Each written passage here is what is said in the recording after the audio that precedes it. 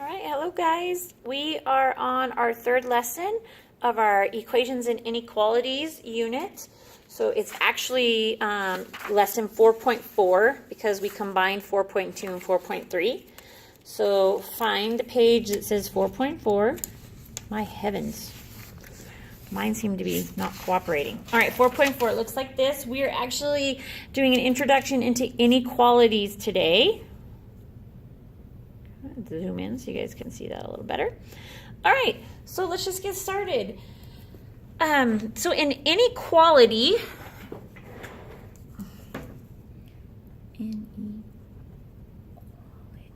okay, an inequality says that two values are not equal. Okay, and so there are special symbols that show in what way things are not equal. Okay, so we've got 4 of them down here we're going to talk about. So this first one where it says A and then it's got, as some of us call it, the alligator mouth, like biting the B. It means this says that A is less than B. Okay, so when the pointed in is on the left, you read it A less than B. You read it left to right, okay? This one right here, with it being open, says that A is greater than B. Okay. We also have these ones that have the inequality sign with a line under it.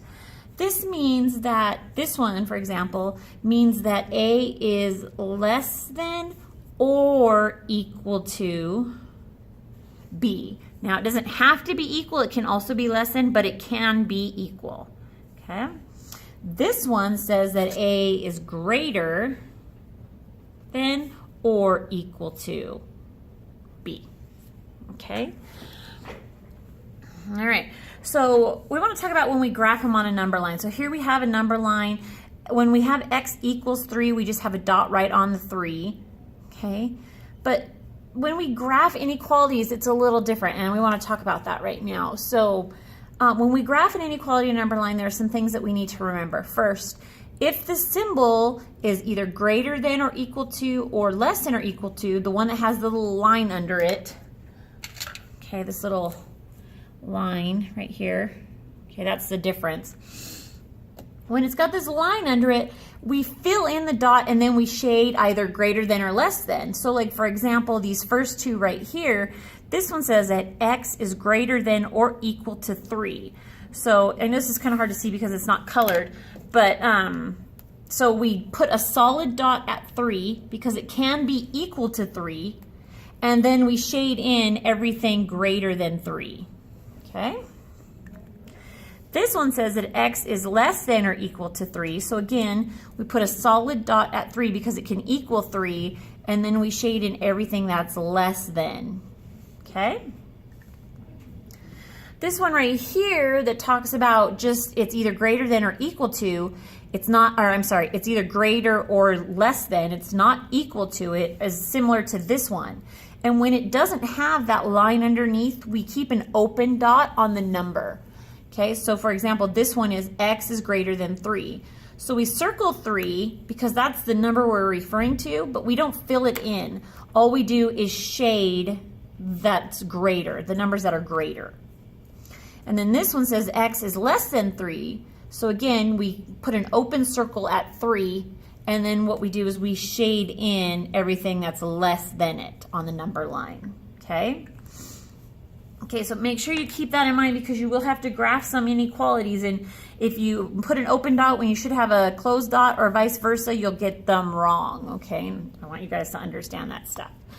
Okay, so the next thing we're going to talk about is properties of inequality. So just like equalities, inequalities have properties, and they're pretty much the same kind of properties that we talked about with equalities. So the first one is an addition property.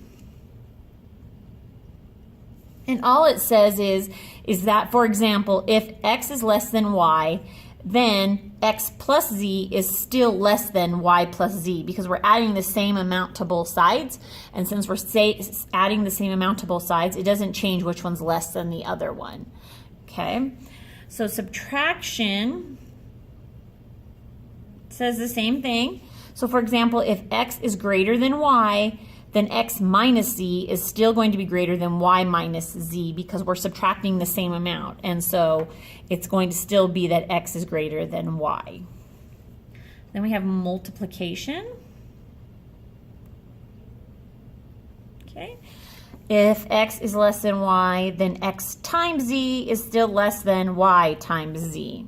We're multiplying both sides by the same number, then the inequality stays the same.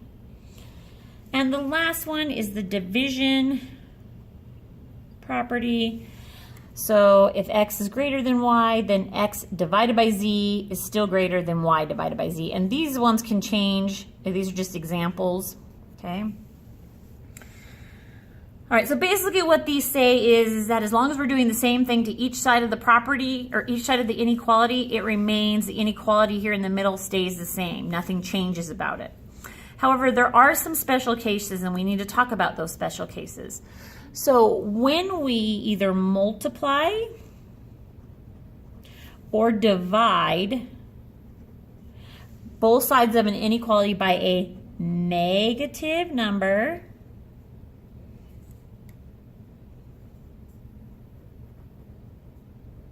okay, when we divide by a negative number, we're going to switch the inequality sign. Okay, and I'm going to give you a quick little example. So let's say, for example, we have the inequality of negative 3x is greater than 9.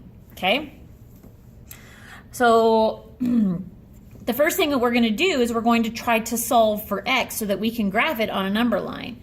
So in order to solve for x,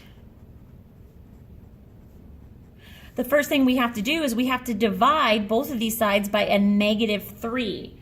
Okay, so to solve for x, we must divide both sides by negative 3. Okay? Because of the negative, I want you guys writing these sentences down, so please make sure you're writing them. So because of the negative,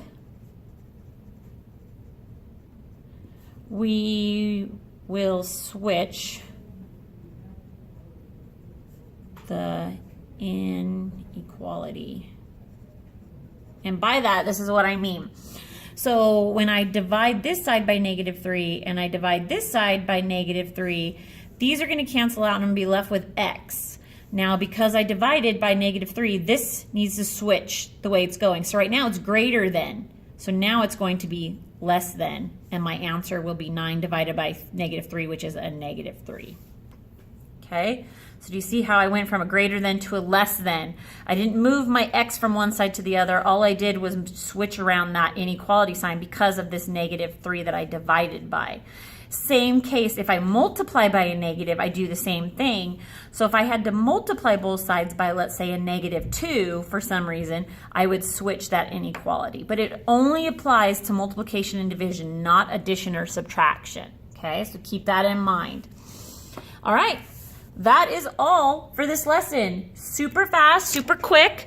Now what you're going to do is your assignment is actually on paper today. It's not on the computer. So once you come up and show me that you've completed this part and I get that stamped off for you, you're going to grab the assignment sheet and work on it. All right? All right, guys. Thanks. Have a great day.